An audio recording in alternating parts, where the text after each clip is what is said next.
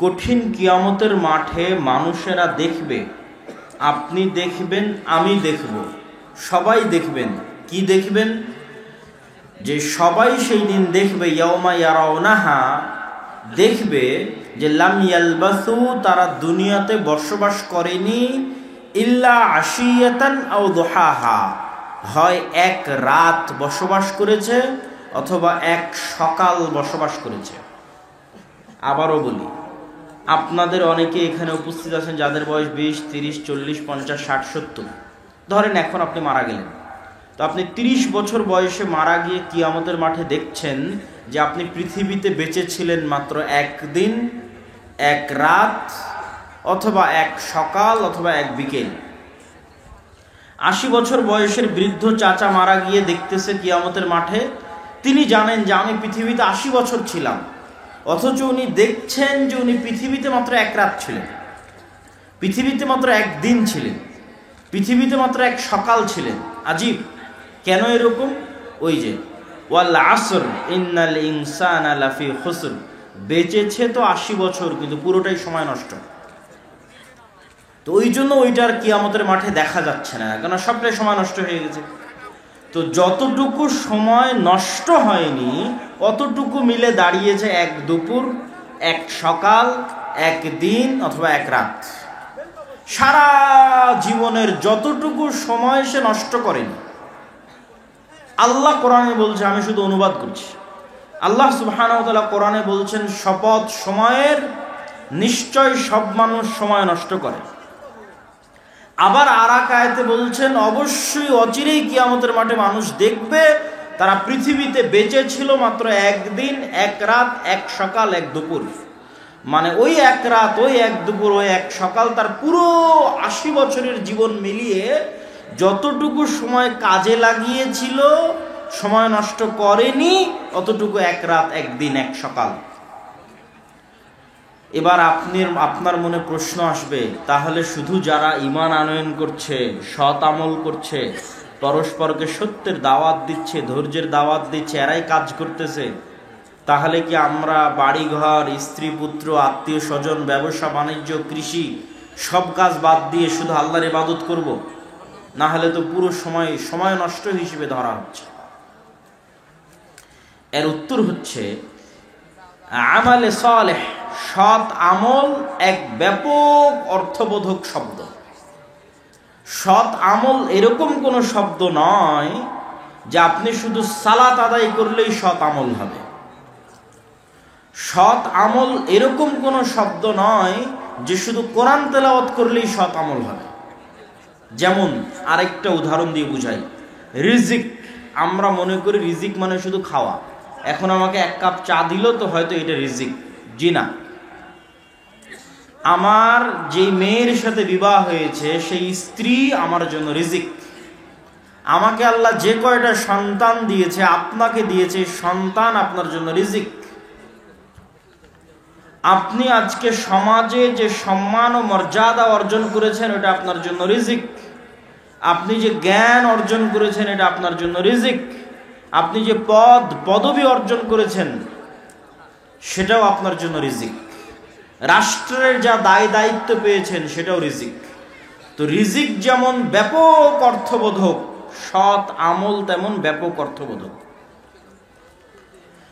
রাসূলুল্লাহ সাল্লাল্লাহু আলাইহি ওয়াসাল্লাম বলেন, ইন্নাদ দুনিয়া কুল্লুহা মালউনা, পৃথিবী আর পৃথিবীর মধ্যে যা কিছু আছে সবকিছু অভিশপ্ত।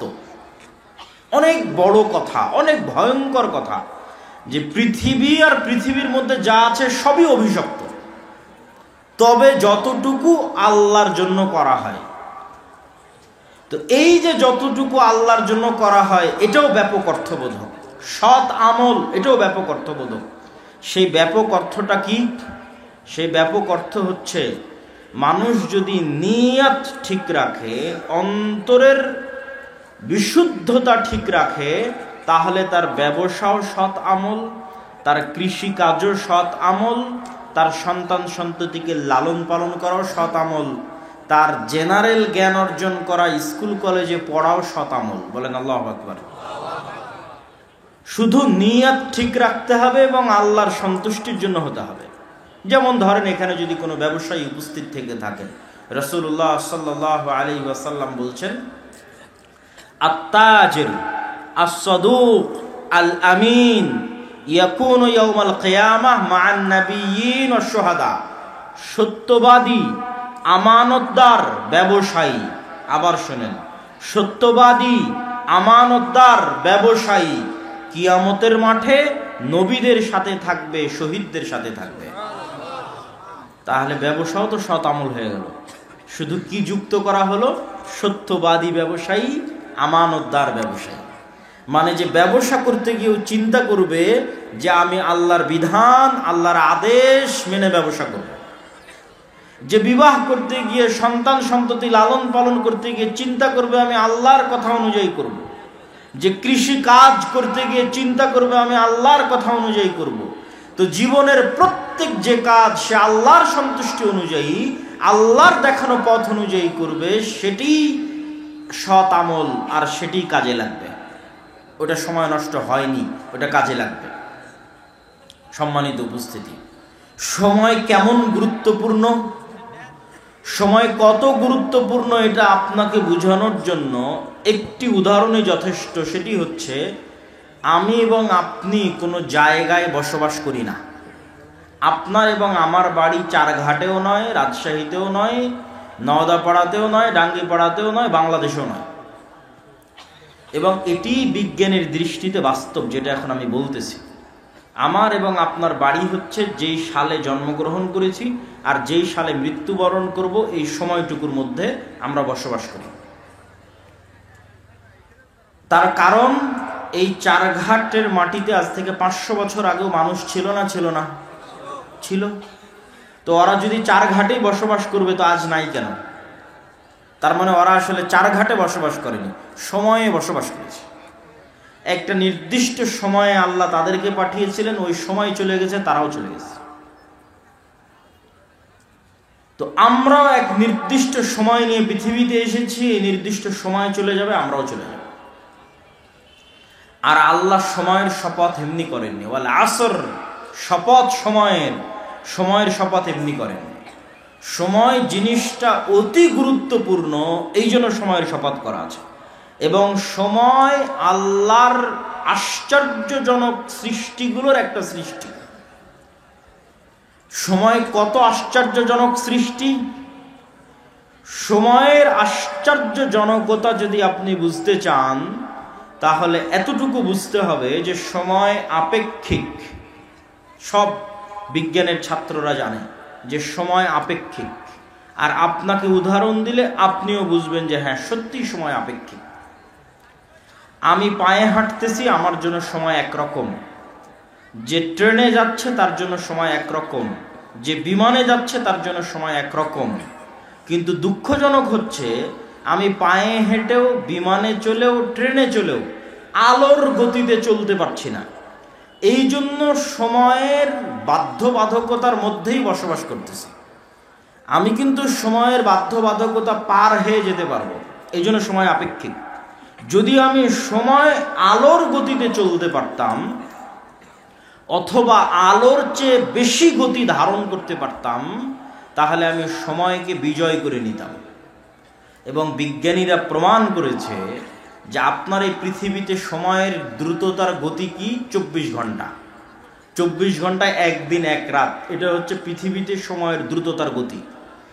এই গতি যদি আর অন্য কোনো গ্রহে এর চেয়ে কম অথবা বেশি হয়, তাহলে এখান থেকে একটা মানুষকে উঠিয়ে যদি আমরা ওই গ্রহে পাঠিয়ে দিই, ধরেন কোনো একটা সিস্টেমে পাঠিয়ে দিলাম, ওই মানুষ ওই গ্রহে আর 50 বছর থেকে যদি পৃথিবীতে আগমন করে, তাহলে ওর আর যে সমবয়সী বন্ধু ছিল তাদের চেহারা আর ওর চেহারা মিলবে না।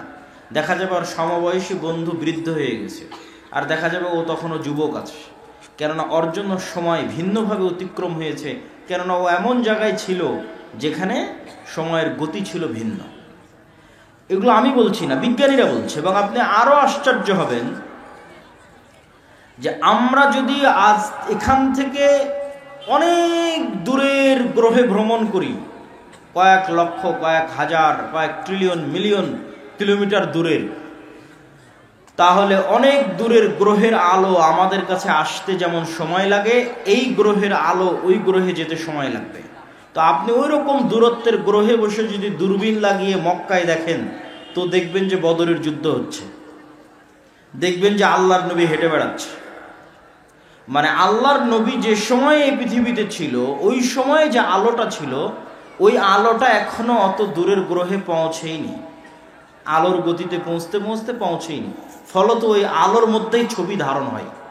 আপনারা আমাকে সাথে সাথে দেখছেন না, একটু হলেও পরে দেখছেন।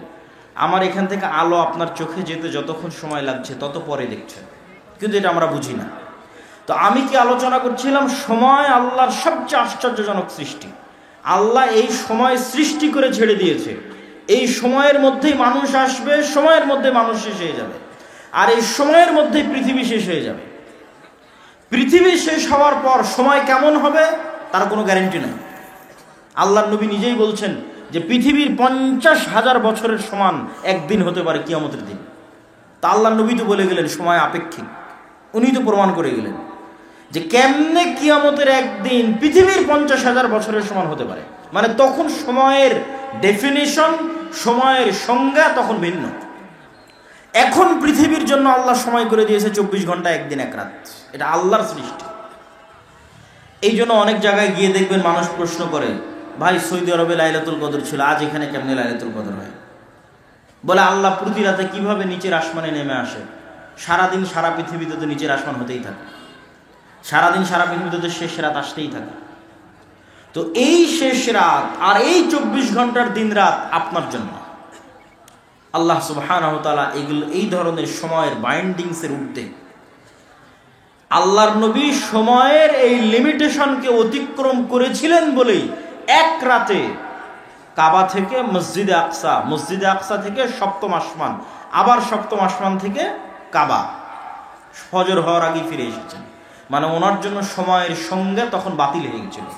উনি যে বাহনে আরোহণ করেছিলেন তা আলোর গতির চেয়ে দ্রুততর ছিল, ফলত উনি সময়কে অতিক্রম করে চলে গেছেন, অতিক্রম করে সফর শেষ করে এসেছেন, কিন্তু পৃথিবীতে সময় তার গতিতে চলতেছে, আর উনি সময়ের গতিকে অতিক্রম করে চলে গেছেন। সম্মানিত উপস্থিতি, তাহলে সময় আমাদের জীবন। আমরা সময় নিয়ে খেলতেছি মানে আমাদের জীবন নিয়ে খেলতেছি। আমাদেরকে আল্লাহ সুবহানাহু ওয়া তাআলা যে নির্দিষ্ট সময় দিয়ে পাঠিয়েছে, এই সময়টুকু আমাদের জীবন।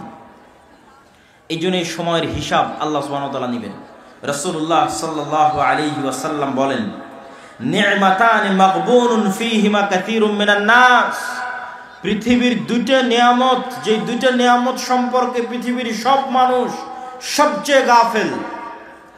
এক আস-সিহ্হা, সুস্বাস্থ্য, ওয়াল ফারাগ, অবসর সময়। পৃথিবীর মানুষেরা সবচেয়ে গাফেল তার স্বাস্থ্য নিয়ে, পৃথিবীর মানুষেরা সবচেয়ে গাফেল তার সময় নিয়ে। স্বাস্থ্য নিয়ে গাফেল দেখেই তো রাত দিন বিড়ি টানে। মানে যে ব্যক্তি বিড়ি এবং সিগারেট খায়, সে কি স্বাস্থ্যের নিয়ামতের মূল্য করে না মূল্য করে না? মূল্যায়ন করে না। সে আল্লাহর দেওয়া এক নিয়ামতকে চোখের সামনে নষ্ট করতেছে। মাদকতার মধ্যে নিমজ্জিত থেকে, নেশার মধ্যে নিমজ্জিত থেকে তার লিভার, তার পাকস্থলী, তার শ্বাসযন্ত্র নষ্ট করে দিচ্ছে। আর ঠিক আর একদিকে একদল যুবক আছে যারা জুয়া, free fire, PUBG, Facebook, YouTube, Twitter, TikTok নিয়ে ব্যস্ত। তো তাদের কাছে কি সময়ের মূল্য আছে? নাই। ওটাই আল্লাহর নবী বলছেন, পৃথিবীর মানুষ সবচেয়ে অবমূল্যায়ন করে আল্লাহর দুটো নিয়ামতকে, এক সময়কে আর এক স্বাস্থ্যকে। এই জন্য সালাফে সালেহিন বলেছেন, ইন্নাল ওয়াক্তা সাইফুন। শোনো দুনিয়ার মানুষ, সময় হচ্ছে তরবারি। তুমি যদি এই তরবারিকে না কাটো, এই তরবারি একদিন তোমাকে কেটে দিবে। তার মানে প্রতি সেকেন্ডে সময় আপনাকে কাটতেছে। তরবারি প্রতি সেকেন্ডে আপনি সময় দ্বারা জবাই হচ্ছেন। তো আপনি যদি প্রতি সেকেন্ড সময়কে কাজে না লাগান, তো একদিন এই তরবারি আপনাকে পরিপূর্ণরূপে কেটে ফেলে দেবে। শেষ, জীবন শেষ হয়ে যাবে, লাইফ শেষ হয়ে যাবে। তখন আর আফসোস করেও কিছু করার থাকবে না। আর সে আফসোসের কথা আমি না, আল্লাহ সুবহানাহু ওয়া তাআলা কোরআন মাজিদে বলছেন, ওয়া আনফিকু মিম্মা রাযাকনাকুম মিন ক্বাবলি আন ইয়াতিয়া আহাদাকুমুল মাউত দুনিয়ার মানুষ, তোমরা আল্লাহর রাস্তায় ব্যয় করো মৃত্যু আসার আগেই। কেন? যেই দিন মৃত্যু আসবে সেই দিন বলবে রব্বি লাউলা আখারতানি ইলা আজালিন করিব, আল্লাহ আর একটু যদি সময় বাড়িয়ে দিতেন, আর 1 মিনিট 1 সেকেন্ড 10 মিনিট যদি সময় বাড়িয়ে দিতেন, ফাসাদদাকা ওয়া আকুম মিনাস সালিহিন, তাহলে কিছু ভালো আমল করে সৎ কর্মশীল বান্দাদের অন্তর্ভুক্ত হয়ে যেতাম। তখন আল্লাহ উত্তরে বলছেন, ওয়ালা ইউআখিরুল্লাহু নাফসান ইযা জাআ আজালুহা, আল্লাহ তো সময় সেট করে ছেড়ে দিয়েছেন। আমি আগেই প্রমাণ করে নিয়েছি যে সময় আল্লাহর সৃষ্টি এবং ব্যতিক্রম ভয়ঙ্কর সৃষ্টি, এটা সৃষ্টি করে ছেড়ে দেওয়া হয়েছে। আর এই সময়ের মধ্যে মানুষ আসবে, মানুষ যাবে। মানুষ পৃথিবীতে বাস করে না, ওই সময়ে বাস করে। আর এই সময় মানুষের জীবনকে শেষ করে দিবে। তো আল্লাহ ওটাই বলছেন যে আমি তো সময় সৃষ্টি করে ছেড়ে দিয়েছি, যেই দিন তোমার সময় চলে আসবে যাওয়ার, সেই দিন তো আর 1 সেকেন্ডও দেরি হবে না। লা ইউআখির আল্লাহ 1 সেকেন্ডও দেরি করবেন না যেই দিন তোমার যাওয়ার সময় চলে আসবে। সম্মানিত উপস্থিতি, তাহলে সময় আমাদের জীবনকে প্রতিদিন ধ্বংস করে দিচ্ছে, কাটতেছে, কিন্তু আমরা সৎ আমল করতেছি না। কিন্তু যেই দিন সময় ঘনিয়ে আসবে সেই দিন আমরা আফসোস করলেও সৎ আমল করার সুযোগ থাকবে না। এই জন্য রাসূলুল্লাহ সাল্লাল্লাহু আলাইহি ওয়াসাল্লাম আরেক হাদিসে স্পষ্ট করে বলছেন, ইগতানিম খামসান ক্বাবলা খামসিন, দুনিয়ার মানুষ 5টা জিনিসের পূর্বে 5টা জিনিসকে মূল্যায়ন করো। হায়াতাকা ক্বাবলা মাউতিক, মৃত্যু আসার পূর্বেই যতদিন বেঁচে আছো এই বেঁচে থাকাকে মূল্যায়ন করো। সিহহাতাকা ক্বাবলা সাকামিক, অসুস্থ হওয়ার আগে যতদিন সুস্থ আছো এই সুস্থ থাকাকে মূল্যায়ন করো। ওয়া ফারাগাকা ক্বাবলা শুগলিক, ব্যস্ত হওয়ার আগে যতটুকু সময় অবসর পেয়েছো এই অবসর সময়কে কাজে লাগাও। ওয়া শাবাবাকা ক্বাবলা হারামিক, বৃদ্ধ হওয়ার আগে যুবক আছো এই যুবক বয়সকে কাজে লাগাও। ওয়া গিনাকা ক্বাবলা ফাকরিক, দরিদ্র হয়ে যাওয়ার আগে হাতে কিছু টাকা পয়সা আছে, এই টাকা পয়সা এই সামর্থ্যকে মূল্যায়ন করো। সম্মানিত উপস্থিতি, আল্লাহ সুবহানাহু ওয়া তাআলা যে 24 ঘন্টা সময় দেন, আজকের দিনেও যে 24 ঘন্টা সময় দিয়েছেন, চারঘাটের একজন রিক্সা চালককে দিয়েছেন, চারঘাটের আজকের অনুষ্ঠানের সভাপতি, প্রধান অতিথি, প্রধান বক্তা, তাদেরকেও দিয়েছেন। আজকে কেউ 24 ঘন্টার কম সময় পেয়েছেন? কেউ পেয়েছেন 24 ঘন্টার কম সময়? এটা আল্লাহ করেন না। আল্লাহ নেয়ামত সবাইকে দিয়েছেন 24 ঘন্টা। আর এই 24 ঘন্টার মধ্যে সবচেয়ে দামি, সবচেয়ে গুরুত্বপূর্ণ সময় হচ্ছে সকাল। সবচেয়ে দামি, সবচেয়ে গুরুত্বপূর্ণ সময় কখন? রাসূলুল্লাহ সাল্লাল্লাহু আলাইহি ওয়াসাল্লাম বলেন, ইন্নাল্লাহা জাআলা লিহাদিহিল উম্মাতা আল বারাকাতা ফি বুকুরিহা, আল্লাহ আমার উম্মতের জন্য বরকত রেখেছেন সকালে। আল্লাহর নবী বলেন, আল্লাহ আমার উম্মতের জন্য বরকত রেখেছেন সকালে। আমি যুবক এবং ছাত্রদের উদ্দেশ্য করে বলতে চাই, তোমরা এখান থেকে উঠে গিয়ে গুগলে সার্চ করো, চ্যাট জিপিটিতে সার্চ করো, আজকের বিশ্বের যারা টপ লেভেলের ধনী, আজকের বর্তমান বিশ্বের যারা সবচেয়ে সাকসেসফুল মানুষ, তারাও তাদের জীবনী ঘেটে দেখো তারা কখন ঘুম থেকে উঠে। দেখবা 90%-এরও বেশি সফল মানুষ সকালে ঘুম থেকে উঠে। আর আমাদের মুসলমানেরা, বিশেষ করে যুবক এবং ছাত্ররা, ঘুম থেকে উঠতে উঠতে রাত 10টা, সকাল 10টা 11টা। কেননা ঘুমিয়েছেই তো, ফোন চালাতে চালাতে ঘুমিয়েছে কয়টায়? 2টে 3টে, অথবা জুয়া খেলতে খেলতে ঘুমিয়েছে রাত 2টে, রাত 3টে। যখন ফজরের আজান হয় তখন ঘুমাতে যায়। বলেন নাউজুবিল্লাহ। তাহলে সারা দিনের সবচেয়ে বরকতময় সময় ঘুমিয়ে কাটায়। এই জন্য ইবনুল কাইয়িম রাহিমাহুল্লাহ বলছেন, আমাদের সালাফে সালেহিন লা ইয়ানামুনা বা'দা সালাতিল ফজর, আমাদের সালাফগণ ফজরের সালাতের পর ঘুমাতেন না। ওয়ালাউ ফি শিদ্দা ও ফি সফর, যদিও সফরে থাকতেন, কষ্টের মধ্যে থাকতেন তাও না। যদিও রাত জাগতেন তাও না। তাহলে রাত জাগলে কি করতেন? সফরে থাকলে কি করতেন? দেখেন উনি সমাধান দিচ্ছেন। বলছে ইয়ান্তাজিরুনা ইলা তুলু'ইশ শামস, যদি খুব কঠোর পরিশ্রম করে রাত জেগেছে, ঘুমাতে হবে, কিছু করার নাই। সারা রাত সফর দিয়েছে, ঘুমাতে হবে, কিছু করার নাই।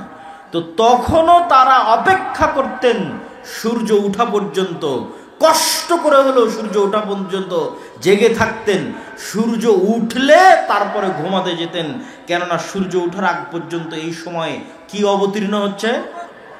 কথা বলে না যে কি অবতীর্ণ হচ্ছে? বরকত অবতীর্ণ হচ্ছে। এই জন্য সালাফে সালেহিন সূর্য উঠা না পর্যন্ত সফরে থাকলেও তারা ঘুমাতেন না।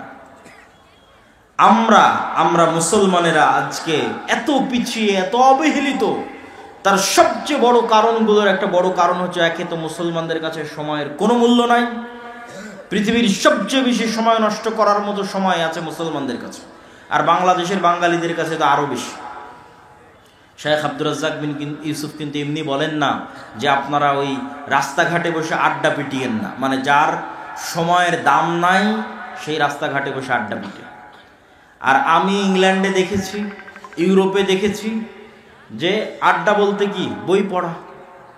আপনি ট্রেনে সফর করবেন তাও দেখবেন মানুষ বই পড়ছে, এয়ারপোর্টে বিমানবন্দরে যাবেন বিমানে দেখবেন তাও মানুষ বই পড়ছে। আর গোটা বাংলাদেশ ঘুরলেও আপনি কোনো মানুষের হাতে বই পাবেন না যে বাহিরে কেউ কোথাও বই নিয়ে বসে আছে, বরং সব জায়গায় চলতেছে গীবত, আড্ডা, নিন্দা। আর গণতান্ত্রিক রাজনীতি এত জঘন্য, এত নিকৃষ্ট যে মানুষকে গীবত করাই শেখায়। আর আমাদের আলেম ওলামা এবং দিনী ভাইদের জন্য আরো বড় অ্যালার্মিং, আরো বড় ভয়ঙ্কর অ্যালার্মিং, যে যারা দিনের কথা বলে, কোরআনের কথা বলে, হাদিসের অনুসারী বলে নিজেদের দাবি করে, তারাও গল্পে বসলে একটা কোরআনের আয়াত নিয়ে গল্প করে না, একটা আল্লাহর নবীর হাদিস নিয়ে গল্প করে না, এরাও গল্প করে কোন বক্তা কি বললো, কে কার বিরুদ্ধে লেগে গেল।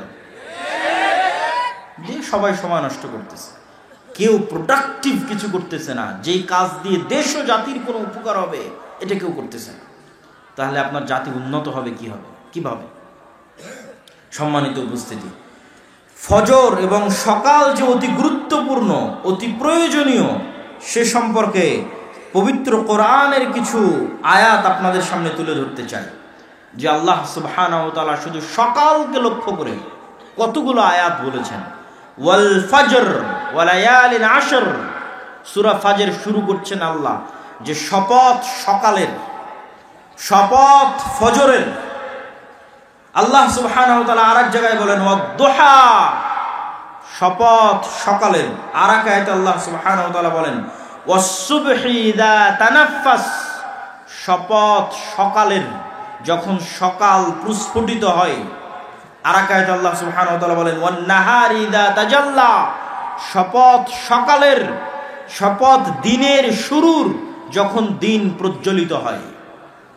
আর অসংখ্য আয়াতে আল্লাহ সুবহানাহু ওয়া তাআলা সকালের শপথ করেছেন, ফজরের শপথ করেছেন, দিনের শুরুর শপথ করেছেন। আর এটা শুধু কোরআন এবং হাদিস দিয়ে জানার বিষয় নয়। আপনি যদি পৃথিবী পরিচালনায় আল্লাহর মূলনীতি দেখেন, পৃথিবী পরিচালনায় আল্লাহর মূলনীতি, যে আল্লাহ কেমনে পৃথিবী চালায়, আল্লাহর সিস্টেমটা কি, তাহলে আপনি দেখবেন ফুল কখন ফোটে? সকালে। আপনি এটা আল্লাহ সিস্টেম করে দিয়েছে যে ফুল ফুটবে সকালে। আপনি আল্লাহর পরিচয়, পৃথিবী পরিচালনার সিস্টেম যদি দেখেন, দেখবেন পাখি, মোরগ, মুরগি, এরা সব সকালবেলা ডাকতেছে। তো এরকম প্রকৃতির দিকে যদি আপনি গভীর থেকে গভীর দৃষ্টি দেন, দেখবেন আল্লাহ প্রকৃতি সাজিয়েছে এভাবে যে সারা প্রকৃতি সকালে জেগে যায়। তো যেখানে সারা প্রকৃতি সকালে জাগতেছে, আপনি নিশ্চিত থাকেন আপনার শরীরের ব্লাড সার্কুলেশন, আপনার ব্রেনের কার্যক্ষমতা ওভাবেই জাগে। আপনি বিজ্ঞানীদের কাছে যান, ডাক্তারের কাছে যান, যে চন্দ্রের উত্থান পতনের সাথে মানুষের রক্তের উত্থান পতন হয় কিনা, সকাল, সন্ধ্যা এবং রাতের সাথে মানুষের ব্রেন এবং রক্ত কাজ করে কিনা। ডাক্তারেরা আপনাকে সহমত জানাবে যে হ্যাঁ, মানুষেরও প্রাকৃতিকভাবে মানুষের শরীরের রক্ত, মানুষের ব্রেন সকালে বেশি প্রোডাক্টিভ থাকে। তো সারা পৃথিবী সকালে জাগিয়ে রেখেছে আল্লাহ, আপনার শরীরকেও জাগিয়ে রেখেছে সকালে। কিন্তু আপনি জোরপূর্বক সকালে ঘুমাচ্ছেন। আপনি যদি ব্যর্থ না হন, আপনি যদি অসফল কাম না হন, আপনি যদি আপনার জীবনে আনসাকসেসফুল না হন, গরিব না থাকেন, দরিদ্র না থাকেন, অনুন্নত না থাকেন, তাহলে পৃথিবীতে আর কেউ গরিব, দরিদ্র, অনুন্নত থাকবে না। আর যদি আপনি সকালকে একবার কাজে লাগানো শুরু করেন, একবার যে কোনো ছাত্র, যে কোনো ব্যবসায়ী, যে কোনো কৃষক যে বলবে যে না আমি ফজরের সালাতে উঠব এবং ফজরের পরের এই সময়কে কাজে লাগাবো, তাকে ধনী হতেই হবে। এটি নিয়ম পৃথিবীর। আল্লাহ সুবহানাহু ওয়া তাআলা বলেন, ফাইদা কুদিয়াতিস সালাত ফান্তাশিরু ফিল আরদ ওয়াবতাগু মিন ফাজলিল্লাহ। যখন সালাত আদায় শেষ হয়ে যায়, ফজরের সালাত, ফরজ সালাত, যখন সালাত আদায় শেষ হয়ে যায়, তোমরা আল্লাহর জমিনে ছড়িয়ে আর আল্লাহর দয়া অনুসন্ধান করো। আবারও শুনেন, তোমরা আল্লাহর জমিনে ছড়িয়ে পড়ো, আল্লাহর দয়া অনুসন্ধান করো। ওই যে একটা ধানের বীজ বপন করেছেন, ওখান থেকে গাছ উৎপন্ন হচ্ছে, এটা আল্লাহর দয়া। পৃথিবীর প্রত্যেক ইঞ্চি জায়গায় আল্লাহর দয়া ছড়িয়ে ছিটিয়ে আছে। পৃথিবীর এমন কোনো জায়গা যেখান থেকে 1 টাকা হালাল উপায়ে অর্জন করা যাবে, ওই 1 টাকা আল্লাহর দয়া, ওইটা আল্লাহ অনুসন্ধানে বেরিয়ে পড়তে বলেছেন। ফজরের সালাতের পর আল্লাহ সুবহানাহু ওয়া তাআলা ঘুমাতে বলেননি। অতএব হে যুবক ভাইয়েরা, হে চারঘাটের মানুষেরা, আপনাদের যে লাইফ স্টাইল, জীবনের যে ধরন, এটা আপনার স্বাস্থ্যকে ধ্বংস করছে, আপনার শরীরকে ধ্বংস করছে, আপনার সময়কে নষ্ট করছে, আপনাকে গরিব বানিয়ে দিচ্ছে। এই সময়কে আপনাকে কাজে লাগাতে হবে। এই পুরো 24 ঘন্টার সময়ের মধ্যে সকালের পরের দ্বিতীয় গুরুত্বপূর্ণ সময়, একটা গুরুত্বপূর্ণ সময় আপনাদের সামনে আলোচনা করলাম সকাল, আর একটা দ্বিতীয় গুরুত্বপূর্ণ সময় হচ্ছে রাতের শেষ ভাগ। আল্লাহ সুবহানাহু ওয়া তাআলা যদি পৃথিবীতে কাউকে বড় থেকে বড় সফলতা দান করতে চান, যে বড় থেকে বড় সফলতা আল্লাহ দান করবেন, তাহলে রাতের সালাত, রাতের শেষ অংশের সালাতের কোনো বিকল্প নাই, যাকে বলে তাহাজ্জুদের সালাত। একটা দলিল দিয়ে এই পয়েন্টের আলোচনা শেষ করব। আল্লাহ সুবহানাহু ওয়া তাআলা রাসূল সাল্লাল্লাহু আলাইহি সাল্লামকে বলছেন কোরআনে, ওমিনাল লাইলি ফাতাহাজ্জাদ বিহি নাফিলাতাল লাক আসা আইয়াবআসাকা রাব্বুকা মাকামান মাহমুদা। হে মুহাম্মদ বলেন সাল্লাল্লাহু আলাইহি ওয়াসাল্লাম, আপনি অবশ্যই রাতের শেষ অংশে সালাত আদায় করুন। আপনি অবশ্যই রাতের শেষ অংশে অল্প হলেও সালাত আদায় করুন। আসা ইয়াবআসাকা রাব্বুকা মাকামান মাহমুদা। এই সালাতের মাধ্যমেই আপনার প্রতিপালক আপনাকে শ্রেষ্ঠতম মর্যাদা দান করবেন। তো আমাদের নবী মুহাম্মদ সাল্লাল্লাহু আলাইহি ওয়াসাল্লামকে আল্লাহ অনেক বড় সম্মান দিবেন। তো ওই সম্মান দেওয়ার জন্য, সম্মান পাওয়ার যোগ্য হওয়ার জন্য আমাদের নবীকে আল্লাহ বলছেন যে আপনি রাতের শেষ অংশে সালাত আদায় করুন। আগের যুগের মুসলমানদের পায়ের নিচে রোমান সাম্রাজ্য আর পারস্য সাম্রাজ্যের মতো বড় বড় সাম্রাজ্য এমনি ধুলায় ধূসরিত হয়ে যায়। তাদের কাছে ছিল কোরআনের শক্তি, তাদের কাছে ছিল রাতের শেষ অংশের সালাতের শক্তি, রাতের শেষ অংশের সালাতের চোখের পানির শক্তি এবং পাওয়ার তাদের কাছে ছিল, এবং ফজরের পরে না ঘুমানো বরকত তাদের কাছে ছিল, কোরআনের সাথে কানেক্টিভিটি তাদের কাছে ছিল। আমাদের কাছে কি আছে? আমরা জীবন যাপন করছি, ঘুম থেকে উঠছি এবং ঘুম যাচ্ছি পশুর মতো। তারপরেও যে আল্লাহ সুবহানাহু ওয়া তাআলা আমাদেরকে বাঁচিয়ে রেখেছেন, এই অবস্থায় রেখেছেন, আল্লাহর শুকরিয়া। কিন্তু আমাদের ওইরকম কোনো যোগ্যতাই নাই। আমরা ঘুম থেকে উঠছি পশুর মতো, ঘুমাতে যাচ্ছি পশুর মতো। সম্মানিত উপস্থিতি, আমরা আলোচনা করছিলাম সময়ের গুরুত্ব সম্পর্কে। এবার এই সময়ের গুরুত্বের শেষ পয়েন্ট, তারপরে আমার বক্তব্যের দ্বিতীয় অংশে চলে যাব, ইসলামী রাষ্ট্র। সময়ের গুরুত্বের শেষ পয়েন্ট হচ্ছে সময়কে আপনি কাজে লাগাবেন কিভাবে। এর ওপর আজকের আধুনিক বিশ্বে অসংখ্য বই পুস্তক তৈরি হয়েছে, যার নাম দিয়েছে ইংরেজিতে টাইম ম্যানেজমেন্ট, সময়কে ম্যানেজ করা। তো অসংখ্য বুদ্ধি, উপায়, কৌশল সব দেওয়া আছে। কিন্তু আমি আপনাকে বলবো, ইসলাম নিজেই একটা টাইম ম্যানেজমেন্ট। ইসলাম নিজেই একটা টাইম ম্যানেজমেন্ট, আর এটা হতে হবে। কেননা আল্লাহ তো সময়কে সৃষ্টি করে ছেড়ে দিয়েছে। এই সময়ই মানুষের জীবন, এই সময়েরই আল্লাহ হিসাব নিবে। এই সময়ের মধ্যে মানুষ হারিয়ে যাবে। মহাকালের গর্ভে হাজার হাজার লক্ষ লক্ষ কোটি কোটি মানুষ হারিয়ে গেছে, আবার মহাকালের গর্ভে আমরা হারিয়ে যাবো। এই মহাসময়ই তো সব কিছু। তো এই জন্য সময়ের গুরুত্ব তো ইসলামে থাকবেই। তারপর আপনাদের বোঝানোর সুবিধার্থে বলি, ইসলামের কোন ইবাদতটা সময়ের সাথে সম্পৃক্ত নয়? আপনি নিজে বসে থেকে এখন চিন্তা করেন যে ইসলামের কোন ইবাদতটা টাইমের সাথে রিলেটেড নয়। যেমন 5 ওয়াক্ত সালাত, এটা কি সময়ের সাথে সম্পৃক্ত না সম্পৃক্ত না? না এমনি এক সময় উঠে একবারে 5 ওয়াক্ত সালাত আদায় করে নিলাম যে হয়ে গেল, এইটা কিন্তু হবে না। যে আমি ঠিক আছে এখন 10টা বাজে, এই 10টার সময় 5 ওয়াক্ত সালাত সমান যতগুলো রাকাত হয় তার সব একবারে পড়ে নিলাম, সারাদিনের নামাজ শেষ। এরকম কোনো ফতোয়া আছে? তাহলে প্রত্যেক সালাতের নির্দিষ্ট সময় আছে না? প্রত্যেক সালাতের সময় আছে, মানে ওই সময়টা তো চলে যাচ্ছে চলে যাচ্ছে, সেভ হয়ে যাচ্ছে। ওই সময়ের মধ্যে আপনি কি করলেন? ওই সময়টুকুর মধ্যে আপনার একটা সালাত থাকা লাগবে। আপনার জীবন থেকে একটা সময় রানিং, আল্লাহ মহাকাল সৃষ্টি করে দিয়েছে, দৌড়াচ্ছে, হাজার হাজার কোটি কোটি কিলোমিটার গতিতে দৌড়াচ্ছে, যেটা আমি দেখতে পাচ্ছি 24 ঘন্টা। এই দৌড়ানোর মধ্যে আমার একটা কাজ থাকতে হবে। সকালে ফজর, দুপুরে জোহর, বিকেলে আসর, মাগরিব, সন্ধ্যায়, রাতে এশা, এগুলো একটা করে ছুটে গেল, মানে ওই সময়টা গ্যাপ চলে গেল, মানে ওই সময়ে আর আমার নামে কোনো নামাজ নাই, গ্যাপ। সময় কিন্তু সেভ হয়ে গেছে, সময় কিন্তু পার হয়ে গেছে, কিন্তু আমার নামে কোনো সালাত নাই। তো ইসলাম নিজেই একটা টাইম ম্যানেজমেন্ট। এখানে এমন একটা ইবাদত আপনি আমাকে দেখান যে ইবাদতের সময় দেওয়া নেই। আপনি যদি রমজানের কথা বলেন, আপনি যদি সাহারির কথা বলেন, আপনি যদি ইফতারির কথা বলেন, আপনি যদি ঈদের কথা বলেন, ঈদের নামাজের কথা বলেন, ঈদের নামাজ কখন পড়তে হবে, আপনি যদি কুরবানির কথা বলেন, কুরবানি কখন দিতে হবে, সিয়াম কখন শুরু হবে, নফল সিয়াম, সপ্তাহের সিয়াম, মাসের সিয়াম, প্রত্যেকটা ইবাদত সময়ের সাথে সম্পৃক্ত।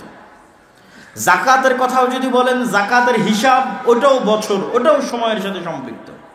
হজের কথা যদি বলেন, হজ কখন করবেন, ওটাও সময়ের সাথে সম্পৃক্ত।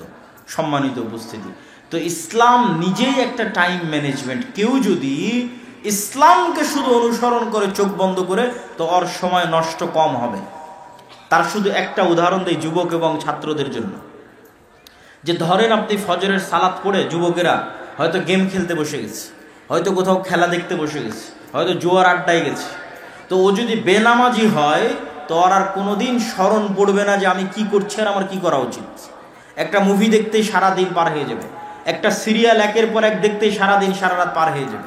কিন্তু ওর যদি নামাজের বিষয়ে সচেতনতা থাকে, তাহলে জোহরের যখন আজান হবে, ওকে উজু করতে হবে, ফ্রেশ হতে হবে, মসজিদে যেতে হবে। ও অন্তত একটা ভাবার সময় পেল, কিরে সকাল থেকে তো সব সময় নষ্ট করলাম, এখন কি করব জোহরের পরে। ঠিক আছে, জোহরের পর আবার সময় নষ্ট শুরু করলো, এবার আসরের সময় আজান হলো, উজু করলো, মসজিদে গেল, আবার চিন্তা করার সুযোগ পেল, এতক্ষণ কি করলাম, এখন কি করব। আবার মাগরিবের সময় চিন্তা করার সুযোগ পেল, এতক্ষণ কি করলাম, এখন কি করব। আবার এশার সময় চিন্তা করার সুযোগ পেল, এতক্ষণ কি করলাম, এখন কি করব। শুধু যদি সালাতই আদায় করে ওই ব্যক্তি, তো অন্তত দিনে 5 বারও চিন্তা করার সুযোগ পায় যে আমি কি করছি, আমার কি করা উচিত। আর যদি ওই সালাদটুকু আদায় না করে, তো এইভাবে কতদিন পার হয়ে যাবে, কত মাস পার হয়ে যাবে, ও কোনোদিন কল্পনা করারও সুযোগ পাবে না। এইভাবে একদিন মৃত্যু চলে আসবে। সম্মানিত উপস্থিতি, তো সময় আল্লাহর অনেক বড় নেয়ামত। আমাদেরকে সময় মূল্যায়ন করতে হবে, বিশেষ করে ফজরের পরের সময়, বিশেষ করে রাতের শেষাংশের সময় যদি কেউ মূল্যায়ন করতে পারে, জাতি হিসেবে আমরা সফল হব। আল্লাহ কবুল করুক, আল্লাহুম্মা আমিন। বক্তব্যের দ্বিতীয় অংশ। আমি আপনাদের অধৈর্য হওয়ার আগে বিদায় নিব। কেন? আমি আসছি ঢাকা থেকে, আমাকে যেতে হবে ঢাকা। আপনাদের শ্রদ্ধেয় উস্তাদ জি শেখ আব্দুর রাজ্জাক বিন ইউসুফ, তিনি অসুস্থ থাকায় আমাকে ঢাকা থেকে আসতে হয়েছে। অতএব আপনাদের চেয়ে অনেক দূরে আমি যাব, তো আমার বক্তব্য শেষ হওয়ার আগে আপনারা উঠবেন না। আপনাদের থেকে আমি চেষ্টা করব কত দ্রুত আমি শেষ করতে পারি। ইসলামী রাষ্ট্র, এই জুলাই আগস্টের আন্দোলনের পরে বাংলাদেশের সবচেয়ে আলোচিত একটা ইস্যু হচ্ছে রাষ্ট্র ব্যবস্থা ইসলাম।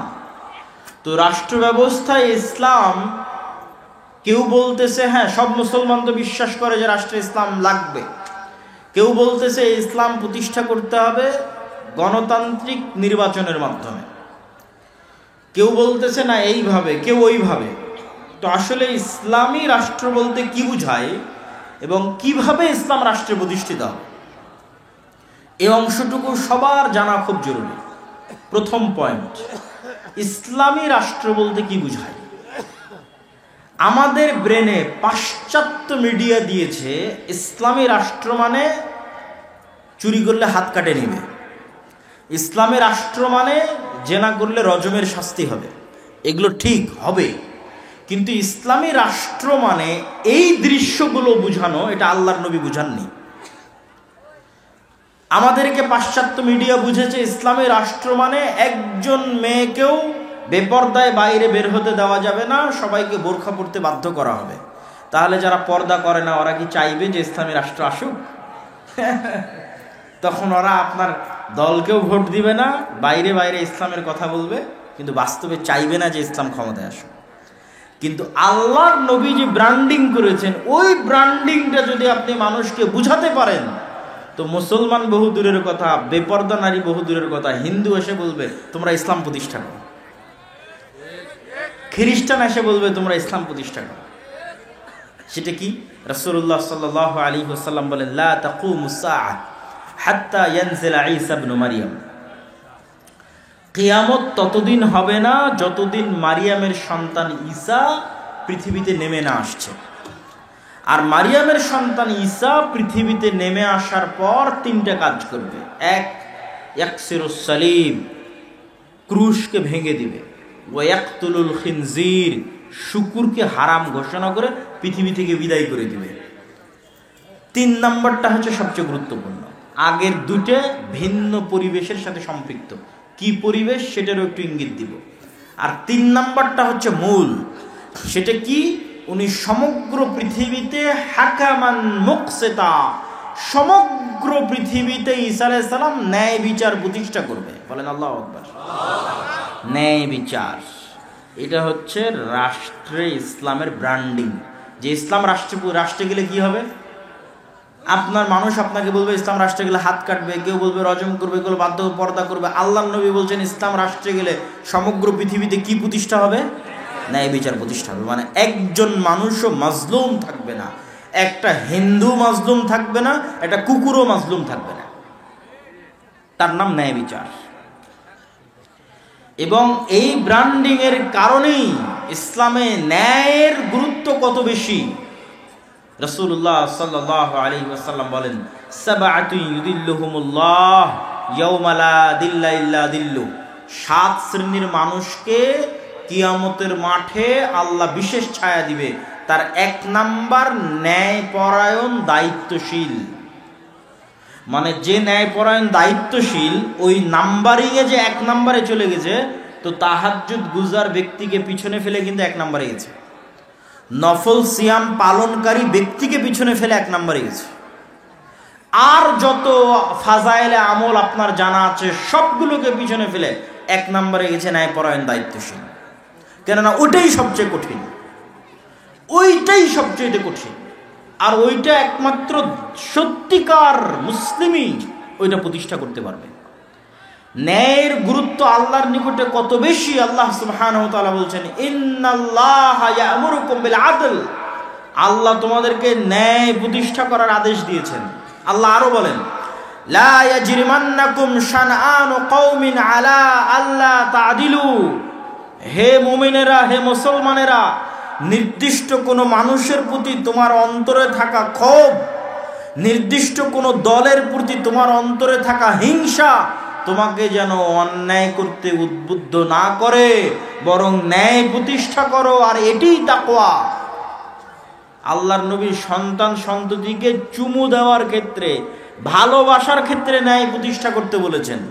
আর আল্লাহ বিবাহের ক্ষেত্রে স্ত্রীদের উপর ন্যায় প্রতিষ্ঠা করতে বলেছেন, যে যদি ন্যায় প্রতিষ্ঠা করতে পারো তবে একের অধিক বিয়ে করো। তো এতগুলো কথা কেন বললাম? রাষ্ট্রে ইসলামের ব্র্যান্ডিং ন্যায়। আর ঈসা আলাইহিস সালাম সমগ্র পৃথিবীতে ন্যায় বিচার প্রতিষ্ঠা করবে। এখন আপনার কাছে আমার প্রশ্ন, যে ঈসা আলাইহিস সালাম যদি নিজে ন্যায়পরায়ণ না হয়, উনি কি ন্যায় প্রতিষ্ঠা করতে পারবে? পারবে না। তাহলে ঈসা আলাইহিস সালাম যে সমগ্র পৃথিবীতে ন্যায় প্রতিষ্ঠা করবে, তার জন্য 1 নম্বরে ঈসা আলাইহিস সালামকে নিজেকে ন্যায়পরায়ণ হতে হবে। আর আল্লাহ সব নবীকে জন্মগত ন্যায়পরায়ণ করে পাঠিয়েছেন। মানে জন্মই দিয়েছেন নবীদেরকে ন্যায়পরায়ণ সত্যবাদী অবস্থায়। এখন আমার আর আপনার কাছে প্রশ্ন, যে আমরা কি রাষ্ট্রে ইসলাম প্রতিষ্ঠার যোগ্য হতে পেরেছি? ওইটার প্রশ্নের 1 নম্বর আসবে যে আমরা কি ন্যায়পরায়ণ হতে পেরেছি, যদি আমরা ন্যায়পরায়ণ হতে না পারি তো রাষ্ট্রে ইসলাম প্রতিষ্ঠার যোগ্য হতে পারিনি। এবার বাস্তব উদাহরণে আসেন। আপনাদের এই চারঘাট, বাঘা, রাজশাহীর এই অঞ্চলের যত মানুষ আপনারা এখানে উপস্থিত আছেন, যতজন মিডিয়ার মাধ্যমে শুনবেন, আশেপাশের পাড়া প্রতিবেশী সবার কাছে চেক করবেন আমার এই প্রশ্নটা। দুটো উদাহরণ দিব। এক, আপনার বাবার মৃত্যুর পরে অথবা আপনার দাদার মৃত্যুর পরে আপনি আপনার বোনকে অথবা আপনার আব্বা আপনার ফুফুকে আপনার দাদা অথবা বাবার সম্পত্তিতে ন্যায়ের সাথে তার পাওনা বুঝিয়ে দিয়েছে কি? প্রশ্ন। এক দল মানুষ পাবেন বুঝিয়েই দেয়নি, মানে বোনকে এই অজুহাত দিয়েছে যে সে ভাইয়ের বাড়িতে যাতায়াত করবে, এই জন্য ভাই তার সম্পত্তি ভোগ করবে। আর আরেক দল মানুষ বুঝিয়ে দিয়েছে ঠিকই, কিন্তু চারঘাট বাজারের দামি জমিটা নিজে নিয়েছে, আর বিলে নদীর মধ্যে ভাঙ্গনে যে জমিটা চলে গেছে সেটা বোনকে দিয়েছে। চরের জমি বোনকে দিয়েছে আর ভালো জমি নিজে নিয়েছে। তো এটা কি ন্যায় প্রতিষ্ঠা করেছে? সে ন্যায় প্রতিষ্ঠা করেনি। এবার রেজাল্ট কি? রেজাল্ট হচ্ছে এই ব্যক্তিকে যদি আপনি এখন রাষ্ট্র ক্ষমতায় বসান তো 16 বছর যা দুর্নীতি হয়েছে একদিনে তার চেয়ে বেশি করবে। তাহলে সে কি ন্যায় বিচার প্রতিষ্ঠা করতে পারবে রাষ্ট্রে? ও তো ওর বোনের সাথে ন্যায় বিচার প্রতিষ্ঠা করতে পারে না একটা ছোট্ট ফ্যামিলির মধ্যে। তাহলে কেমনে আল্লাহ মনে করবে যে এই মুসলমানটা যোগ্য যাকে ইসলামী রাষ্ট্রের দায়িত্ব দিতে হবে? আল্লাহ কেমনে মনে করবে? আল্লাহ তো বলে রেখেছে ইসলামী রাষ্ট্রের ব্র্যান্ডিং ন্যায় বিচার। তো ওর বোনেরই সম্পদ মেরে দিয়েছে।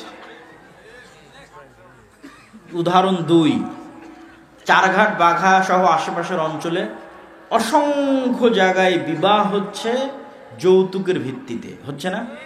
হচ্ছে। তাহলে যে যুবক তার স্ত্রী বা স্ত্রীর পরিবারের নিকট থেকে যৌতুক বাবদ টাকা গ্রহণ করেছে, সেটা প্রকাশ্যে হোক অথবা ছলে বলে কৌশলে হোক। ছলে বলে কৌশলে মোটরসাইকেল নিয়েছে, নেয়নি? ফ্রিজ নিয়েছে, এসি নিয়েছে। তো ছলে বলে কৌশলে হোক প্রকাশ্যে হোক, সে আরেক মানুষের সাথে আরেক পরিবারের সাথে অন্যায় করেছে। এটা অন্যায়, এটা মানুষের সাথে সম্পর্কিত অন্যায়। তো যার হাত থেকে তার স্ত্রীর পরিবার বা তার স্ত্রীর পিতা ন্যায় পায়নি, ওই ব্যক্তিকে আপনি রাষ্ট্র ক্ষমতায় বসিয়ে দিলেও গত 16 বছর যা দুর্নীতি হয়েছে তা 1 ঘন্টাতেই করে নেবে। 1 ঘন্টাতে অতটি টাকা কিভাবে চুরি করা যায় তার চেষ্টা করবে। কেননা সে তো তার শ্বশুরের সম্পদ দেখে লোভ সামলাতে পারে না। তাহলে এই মুসলমানেরা রাষ্ট্রের ন্যায় প্রতিষ্ঠার যোগ্য? যোগ্য। তাহলে এই মুসলমানদের হাত দিয়ে আল্লাহ রাষ্ট্রে ইসলামকে বসাবেন, তো ইসলামেরই তো কলঙ্ক হয়ে যাবে। সম্মানিত উপস্থিতি, তাহলে আবারও চলে আসে রাষ্ট্রে ইসলাম প্রতিষ্ঠার ব্র্যান্ডিং ন্যায় বিচার। তাহলে যে মুসলমান ন্যায় প্রতিষ্ঠা করার যোগ্য, ওই মুসলমানই রাষ্ট্রে ইসলাম প্রতিষ্ঠা করার যোগ্য। তাহলে মুসলমান ন্যায় প্রতিষ্ঠা করার যোগ্য নয়। 2, আজকের যুগের মুসলমানদের আরেকটা বড় সমস্যা হচ্ছে আজকের যুগের মুসলমানেরা সত্য বলা জানে না। আর মিথ্যা বললে কখনো নেতা হওয়া যায় না। মিথ্যা বলে কেউ নেতা হতে পারে না, সত্যই মানুষকে নেতা বানায়। তো আজকের যুগের মুসলমানেরা যে পরিমাণ মিথ্যার সাথে সম্পৃক্ত, আজ থেকে 1400-1450 বছর আগের মক্কার কাফের মুশরিকদের চরিত্র সত্যের দিক থেকে এই মুসলমানদের চেয়ে ভালো ছিল। 2টা উদাহরণ যে তারা সত্যের দিক থেকে আপনার আমার চেয়ে ভালো ছিল। 1, আবু তালেব, আল্লাহর নবীর চাচা। আবু তালেব হচ্ছে আব্দুল মুত্তালেবের সন্তান। আব্দুল মুত্তালেব যখন জীবিত ছিল আব্দুল মুত্তালেব নেতা। আব্দুল মুত্তালেব মারা গেছে, এখন আবু তালেব নেতা।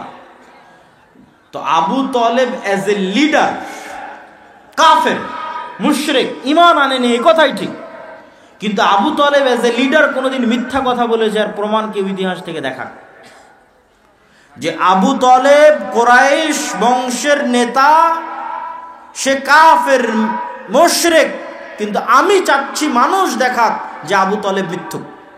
আপনারা খুঁজেন, আজ থেকে প্রমাণ দিবেন যে আবু তালেব কাফের মুশরিক কিন্তু মিথ্যা বলেছে।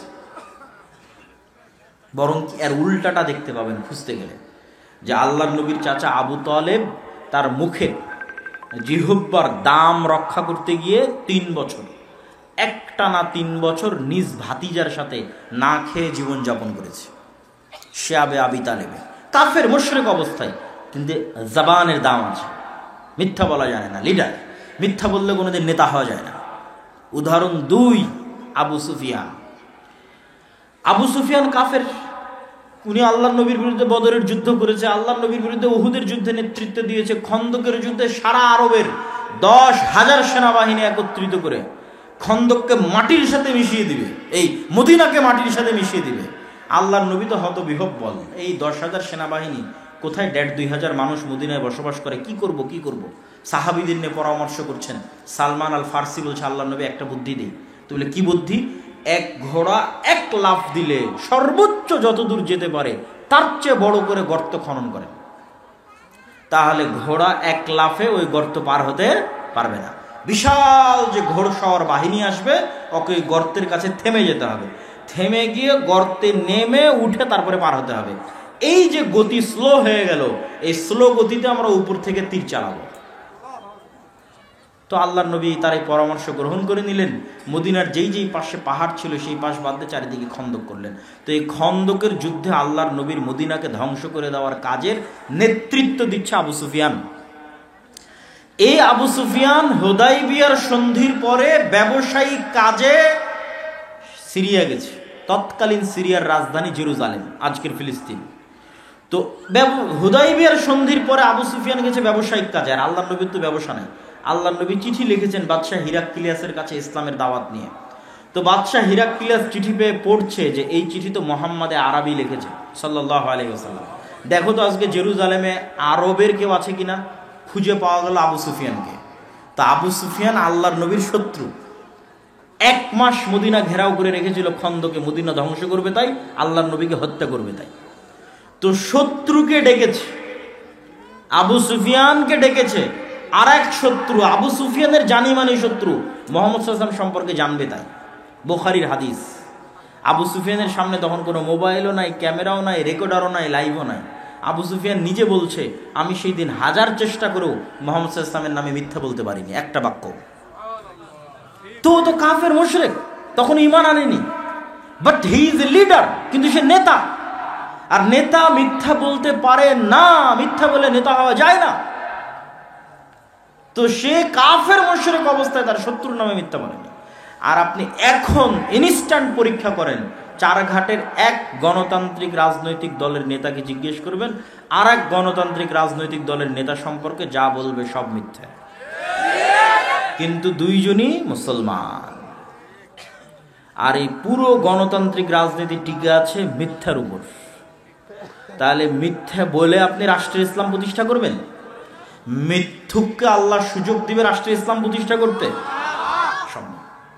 রাসূলুল্লাহ সাল্লাল্লাহু আলাইহি ওয়াসাল্লাম বলেন, সালাসুন মান কুন্না ফীহি, 3টে অথবা 4টে বৈশিষ্ট্য যার মধ্যে আছে, মুনাফিকান খালিসা, খাঁটি নির্ভেজাল মুনাফিক।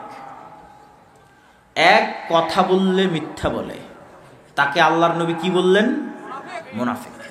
2, তাকে কোনো দায়িত্ব দেওয়া হয়েছে, সেই দায়িত্বের আমানতের সাথে খেয়ানত করে। তো এই হাদিসটা এবং ইসলামের এই চিত্রটা, যে ইসলাম মানে সে সত্যবাদী ন্যায়পরায়ণ মুসলিম হবে, এই চিত্রটা আমরা মানুষকে বুঝাতে আমরা আলেম ওলামারা এই পরিমাণ ব্যর্থ যে মানুষ প্রকাশ্যে বলছে যে আমি প্রশ্ন ফাঁস করার টাকা আল্লাহর রাস্তায় দান করি। নাউজুবিল্লাহ। তাহলে ওই মানুষকে আমরা ইসলাম শিখাতে ব্যর্থ। সে প্রশ্ন ফাঁস করার টাকা আল্লাহর রাস্তায় দান করে। আপনি এরকম কত OC, DC, SP, AC land, sub registrar নিবেন, এরা নিজ নিজ পদের দায়িত্বের আমানতের সাথে খেয়ানত করে যে টাকা অর্জন করেছে ওই টাকা দিয়ে হজ করতে গেছে। তাহলে আমরা তাদেরকে ইসলাম বুঝাতে পেরেছি? পারিনি। ওদেরকে আল্লাহর নবী বলেছেন মুনাফিক। কি বলেছেন? আর মুনাফিক মুসলিম কখনো নেতা হতে পারে না। তাহলে আপনি চারিদিকে তাকিয়ে এখন একটা মুসলমান খুঁজে বের করেন যাকে আল্লাহ ইসলামী রাষ্ট্রের নেতা বানাবে, একটাও খুঁজে পাবেন না। এটাই হলো সবচেয়ে হতাশা। তো যদি খুঁজে না পাবেন তাহলে জিজ্ঞেস কেন করেন যে রাষ্ট্রে ইসলাম প্রতিষ্ঠা করতে হবে? যোগ্য তো না আমরা রাষ্ট্রে ইসলাম প্রতিষ্ঠা করার। আর এই জিনিসটা আমি আরও বেশি রিয়ালাইজ করেছি, আরও বেশি অনুভব করেছি যখন ইউরোপে, ইংল্যান্ডে মুসলমানদেরকে দেখেছি। মুসলমানেরা দেধারসে আর এক খ্রিস্টান রাষ্ট্রের কাছে, আর এক কাফের রাষ্ট্রের কাছে মিথ্যা বলতেছে। ওই খ্রিস্টান কাফের রাষ্ট্রের কাছে 2টা টাকা বেশি পাবে তাই। মানে মুসলমানে তো মিথ্যা বলছেই, কিন্তু এক মুসলমান যে বলে যে আমি কালেমা পড়েছি আশহাদু আল্লা ইলাহা ইল্লাল্লাহ, সেটা কি নবীর উম্মত। তো নবীর উম্মতের নবীর কি অপমান, আর এই কালেমার কি অপমান যে কালেমা পাঠকারী মুসলমান আর এক খ্রিস্টান আর এক কাফের এবং কাফের রাষ্ট্রের কাছে মিথ্যা বলছে 2টা টাকা বেশি নেওয়ার জন্য। বলেন নাউজুবিল্লাহ। এই হলো মুসলমানদের আত্মমর্যাদা, এই হলো মুসলমানদের আত্মসম্মান। সম্মানিত উপস্থিতি, তাহলে আমাদের এই চারিত্রিক গুণ যতদিন উন্নত না হবে, একটা প্রজন্ম যতদিন আমরা তৈরি না করতে পারবো যে প্রজন্ম সত্যের উপর অটল, ন্যায়ের উপর অটল, ন্যায় প্রতিষ্ঠা করবে, ন্যায় প্রতিষ্ঠার আন্দোলন করবে, ন্যায় প্রতিষ্ঠার সংগ্রাম করবে। আপনি মসজিদে যান, মাদ্রাসায় যান, ইসলামী দলে যান, ইসলামী আন্দোলনে যান, সব জায়গায় নামাজ আছে, সিয়াম আছে, সালাত আছে, আকীদা আছে, নাই তো কি ন্যায়পরায়ণতা নাই। এইটা বাস্তবতা এবং সত্য বলছি। ওই মাদ্রাসার সাথে এই মাদ্রাসার মিল নাই, ওই দলের সাথে এই দলের মিল নাই। ভিতরে যান, বাহিরে বক্তাদের মুখে শুনবেন যে মাসলা মাসাইল, আদর্শ, এগুলো আদর্শ মাসলা মাসাইল কিছু না। ভেতরে গিয়ে দেখেন হয় একজন অন্যায় করছে আর একজন মাজলুম, আর কিছু না। ইসলামী দলের নেতা যে কর্মী বেশি চামচামি করেছে ওকে পদ দিয়েছে, আর যে কর্মী কঠোর পরিশ্রম করেছে ওকে পদ দেয়নি। তাবলিগ জামাতের গন্ডগোল যান, চ্যালেঞ্জ দিলাম, বাহির থেকে আপনার মনে হচ্ছে যে না এখানে মনে হয় ফতোয়া মাসলা মাসাইলের কিছু না। ভেতরে গিয়ে দেখেন একজন জালেম আর একজন মাজলুম। মসজিদে যান, মাদ্রাসায় যান, মাদ্রাসার পরিচালক, মসজিদ কমিটির সভাপতি, সে তার মসজিদের দায়িত্বশীল যারা আছে তাদের প্রতি ন্যায় করতে পেরেছে। মাদ্রাসার পরিচালক তার মাদ্রাসার শিক্ষকদের প্রতি ন্যায় করতে পেরেছে। সালাত, সিয়াম, হজ, যাকাত সবই আছে, বাবা ন্যায় নাই। তো যিনি ন্যায় প্রতিষ্ঠা করতে পারেননি তার দলে, যিনি ন্যায় প্রতিষ্ঠা করতে পারেননি তার মাদ্রাসায়, তাকে আল্লাহ কেমনে যোগ্য মনে করবে যে সে রাষ্ট্রে ন্যায় প্রতিষ্ঠা করতে পারবে? অতএব আমাদের মূল জায়গায় হাত দিতে হবে, ন্যায় প্রতিষ্ঠার আন্দোলন করতে হবে। চারঘাটের মানুষ, যুবকেরা যদি মনে করে আমরা রাষ্ট্রে ইসলাম দেখতে চাই, তাহলে তোমার সমাজে অন্যায় বন্ধ করো। যেখানে জানাজা পড়াতে গেছে ওখানে জানাজা পড়িয়ে ওর মেয়েকে ওর ন্যায্য হিস্সা বুঝিয়ে দাও, ন্যায় প্রতিষ্ঠা করো। জুলম হবে, মুসলমান চেয়ে দেখবে, আবার ওই মুসলমানকে আল্লাহ নেতা বানাবে, এটা অসম্ভব। মোহাম্মদ বিন কাসেম সিন্ধু বিজয় করতে এসেছিল, আমরা জানি ইসলাম প্রচারের জন্য এসেছিল। আপনি ইতিহাস ঘেটে দেখেন, সিন্ধু বিজয় করতে এসেছিল অত্যাচারিত মা এবং বোনদেরকে বাঁচানোর জন্য, ইতিহাস তাই লেখা আছে। স্পেনে গেছে তারেক বিন জিয়াদ, আমরা বলছি তারেক বিন জিয়াদ স্পেনে ইসলাম প্রচার করেছে। আপনি ইতিহাস পড়ে দেখেন, তারেক বিন জিয়াদ স্পেনে গেছে, স্পেনের মানুষেরা বারবার চিঠি লিখেছে আমরা অত্যাচারিত, আমরা মাজলুম, আমাদের বাঁচাও। অত্যাচারিত মাজলুমকে বাঁচাতে স্পেনে গেছে। তো ইসলাম হচ্ছে ন্যায়ের দিন, ন্যায়ের ধর্ম, ন্যায় প্রতিষ্ঠা করার ধর্ম। একবার যদি মুসলমানেরা আবার সত্য বলা শিখে যায়, আবার ন্যায় প্রতিষ্ঠা করা শিখে যায়, তাহলে ওই রকম রোমান আর পারস্য সাম্রাজ্যের মতো আজকের যুগের যত সুপার পাওয়ার আছে সব মুসলমানদের পায়ের নিচে। কিন্তু ওই রকম ব্যক্তিত্ব সম্পন্ন, আত্মমর্যাদা সম্পন্ন মুসলমান লাগবে। তো ব্যক্তিত্ব, আত্মমর্যাদা মুসলমান তৈরি হবে কেমনে? সবার তো কিস্তিতে লোন আছে, এটা হাসির কথা নয়। এটার পিছনে একটা হাদিস বলি আপনাদের। রাসূলুল্লাহ বলতেছেন, আল্লাহুম্মা ইন্নী আউযু বিকা মিনাল মা'সামি ওয়াল মাগরাম, হে আল্লাহ, পাপ থেকে বাঁচতে চাই, লোন থেকে বাঁচতে চাই। আর এক দোয়ায় আল্লাহর নবী বলছেন, আল্লাহুম্মা ইন্নী আউযু বিকা মিনাল হাম্মি ওয়াল হুজনি, বলতে বলতে বলছেন ওয়াজালঈদ দাইনি বা ওয়াগালাবাতিদ দাইনি, যে আমি ঋণের বোঝা থেকে বাঁচতে চাই। তো আল্লাহর নবীকে সাহাবীরা জিজ্ঞেস করছে, হাদিস সহিহ, যে আল্লাহর নবী আপনি ঋণ থেকে এত কেন বাঁচতে চান? তো আল্লাহর নবী বলছেন, আর রজুলু ইজাস্তাদানা বাদা আইয়ুকাদ্দিব, মানুষ যখনই লোন নেওয়া শুরু করে তখনই মিথ্যা বলা শুরু করে। এবার এবার বুঝলেন কেন বললাম যে আত্মমর্যাদা সম্পূর্ণ মুসলমান কেমনে তৈরি হবে? সবাই তো কিস্তিতে লোন নিয়ে রেখেছে।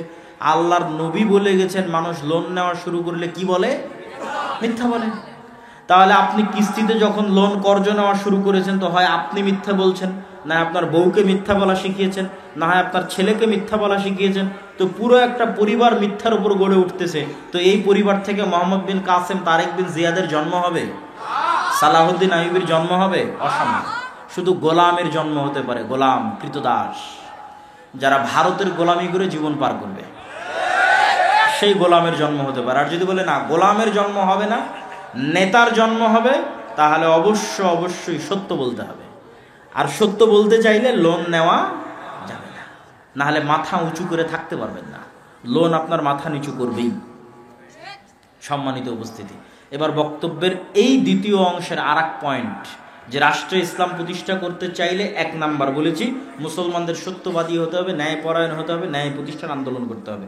পয়েন্ট নাম্বার 2, নিজের দ্বীনের উপর, নিজের নবীর সুন্নাতের উপর শক্ত কনফিডেন্স, আত্মবিশ্বাস থাকতে হবে।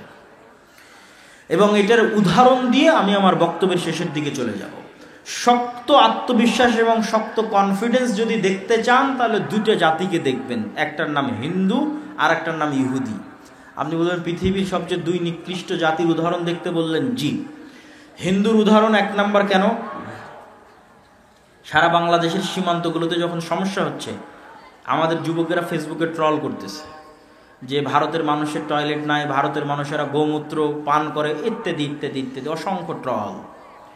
তো আমি কিন্তু যখন এই সমস্ত ট্রল দেখি, আমার মাথায় ঘুরে অন্য কথা। আমার মাথায় কি ঘুরে? আমার মাথায় ঘুরে 1947-এ ভারত প্রতিষ্ঠা হয়েছে সেকুলারিজমের উপর। গান্ধী, নেহরু, আবুল কালাম আজাদ, বল্লভভাই প্যাটেল, এরা সবাই মিলে সেকুলারিজমের উপর ভারত প্রতিষ্ঠা করেছে। আর মিস্টার জিন্না, আল্লামা ইকবাল, শেরে বাংলা মিলে পাকিস্তান আর বাংলাদেশ প্রতিষ্ঠা করেছে ইসলাম আর মুসলমানের নামের উপর। আজকে 70-75 বছর পর ওই পাকিস্তান আর এই বাংলাদেশ পাল্লা দিয়ে পৃথিবীকে বলছে, দেখো আমি কত বড় সেকুলার, আমি কত বড় উদার, আমি কত বড় ধর্মবিদ্বেষী, আমি মৌলবাদী নই, আমি উমুক নই, আমি তুমুক নই। এক রাজনৈতিক দলের দায়িত্বশীল তো আবার পাশের দেশকে আশ্বস্ত করছে যে আমরা মৌলবাদী নই।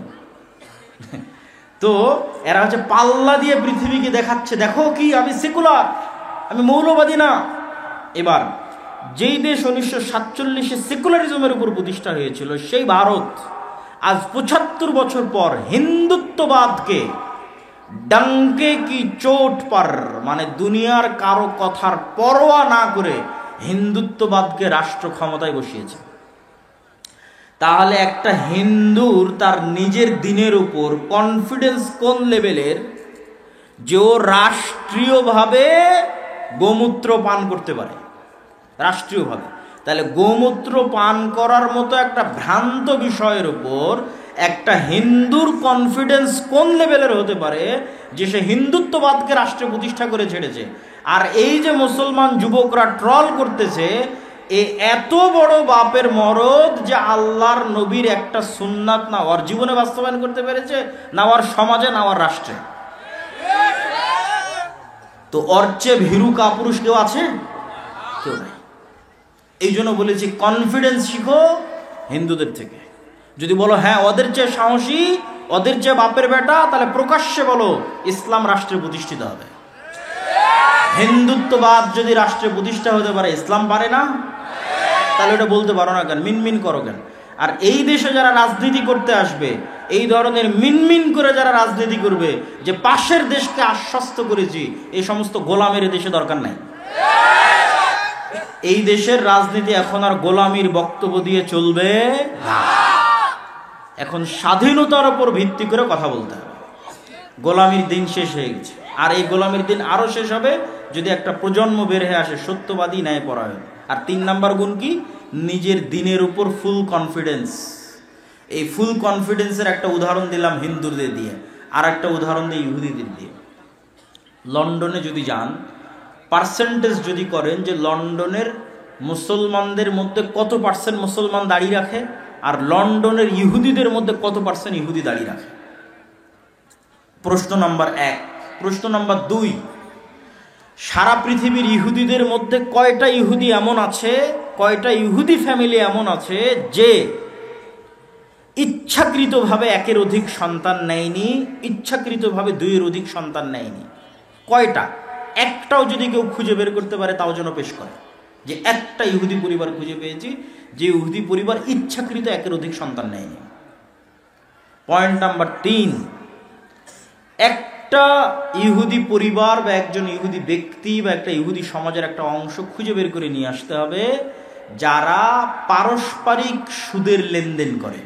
হ্যাঁ, সারা পৃথিবীতে সকল সুদি কারবারের গডফাদার ওরাই, কিন্তু ওরা নিজেরা সুদি লেনদেন করে না। এক ভয়ঙ্কর আজীব জাতি। কি পরিমাণ কট্টর তাদের দিনের উপর! প্রত্যেকটা ইহুদি রেস্টুরেন্টে একজন করে ইহুদি রাবাই, ইহুদি হুজুর। আপনাদের পিএজির দোকানেও একজন হুজুর বেতনভুক্ত আছে, খালি দেখবে পিএজিটা হালালভাবে বানানো হচ্ছে কিনা। প্রত্যেকটা ইহুদি রেস্টুরেন্টে আছে, আরও অসংখ্য উদাহরণ আছে, সেগুলো দিলাম না। তো শুধু এই 3টা প্রশ্নের উত্তর যদি আর এক মুসলমানের সাথে কম্প্রোমাইজ করেন যে সারা পৃথিবীতে কয়টা মুসলমান, কত পার্সেন্ট মুসলমান সুদি লেনদেনের সাথে জড়িত, কত পার্সেন্ট ইহুদি সুদি লেনদেনের সাথে জড়িত, এরকম যে 3টে প্রশ্ন করলাম, দাড়ির প্রশ্ন করলাম, খালি এই 3টে প্রশ্নের উত্তর খুঁজে নিয়ে আসবেন, দেখবেন কে নিজের দিনের উপর বেশি কট্টর আর কে নিজের দিনের উপর। আজকের যুগের মুসলমান তো দাড়ি রাখার আগে 10 বার ডানে 10 বার বামে তাকাবে, না জানি কে সন্ত্রাসী বলে, না জানি কে জঙ্গি বলে, কিন্তু এই পরোয়া ইহুদিরা করে না। সম্মানিত উপস্থিতি, বক্তব্য দীর্ঘায়িত করতে চাচ্ছি না, নিজের দিনের উপর শক্ত কনফিডেন্স থাকতে হবে, নো কম্প্রোমাইজ। পয়েন্ট নাম্বার 3, এটা হলো আজকের বক্তব্যের শেষ পয়েন্ট। সেটা হচ্ছে ইব্রাহিম আলাইহিস সালাতু ওয়াস সালামের আদর্শ কুফরি মতবাদ এবং শিরকি মতবাদ থেকে নিজেকে মুক্ত ঘোষণা করা। ইব্রাহিম আলাইহিস সালাতু ওয়াস সালাম বলছেন, কাফারনা বিকুম, তোমাদের কুফরি করলাম, তোমাদের কাফের, তোমাদের মূর্তির কাফের। আর আজকে আমরা নিজেদেরকে দেখাচ্ছি যে কার কত বেশি ঈমান আছে গণতন্ত্রের উপর, সমাজতন্ত্রের উপর, ধর্মনিরপেক্ষ মতবাদের উপর, পুঁজিবাদী সুদী অর্থনীতির উপর কার কত বড় ঈমান আছে, এইটা প্রমাণ করে আমরা রাষ্ট্রে ইসলাম প্রতিষ্ঠা করতে যাচ্ছি। অথচ রাষ্ট্রে ইসলাম প্রতিষ্ঠার সবচেয়ে বড় শত্রু, রাষ্ট্রে ইসলাম প্রতিষ্ঠার সবচেয়ে বড় শত্রু গণতন্ত্র নিজে, সবচেয়ে বড় শত্রু সমাজতন্ত্র নিজে, সবচেয়ে বড় শত্রু ধর্মনিরপেক্ষ মতবাদ নিজে, সবচেয়ে বড় শত্রু পুঁজিবাদী অর্থনীতি নিজে। এগুলোর উপর ঈমান আনয়ন করে কিভাবে আপনি কল্পনা করেন রাষ্ট্রে ইসলাম প্রতিষ্ঠা হবে? আপনি রাষ্ট্রে ইসলাম প্রতিষ্ঠা করতে চাইলে প্রকাশ্যে ঘোষণা করতে হবে আমি এগুলোর কাফের। বুঝতে পারেননি মনে হয়? এটা হচ্ছে ইব্রাহিম আলাইহিস সালাতু ওয়াস সালামের আদর্শ। বক্তব্যের শেষে 3টা জরুরি কথা, এই 3টা জরুরি কথা শেষ করে আপনারা উঠবেন। ধৈর্যের সাথে ছিলেন, তাড়াহুড়ার কি আছে? আমিও বক্তব্যের শেষের দিকে চলে এসেছি। 3টা জরুরি কথা।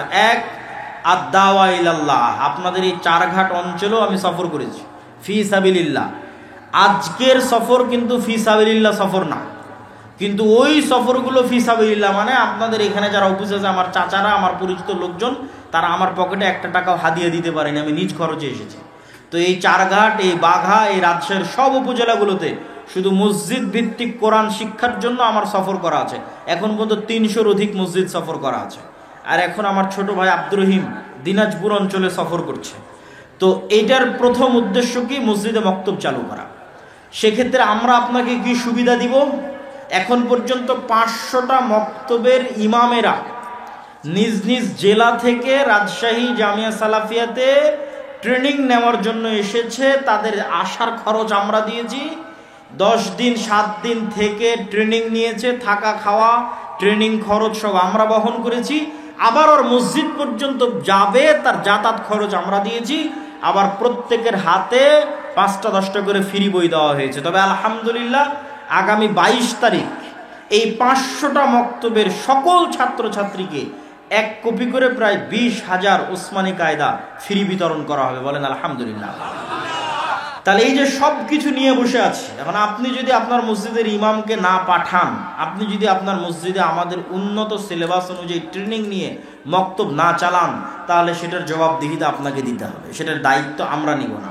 কিন্তু আমাদের দরজা উন্মুক্ত, আহ্বান উদাত্ত যে আপনাদের মসজিদের বক্তব্যগুলোকে আদ-দাওয়া ইলাল্লাহর অধীনে ট্রেনিং নিয়ে আমাদের সিলেবাসে এবং আমাদের সিলেবাসের বইও আমরা দিয়ে দিচ্ছি।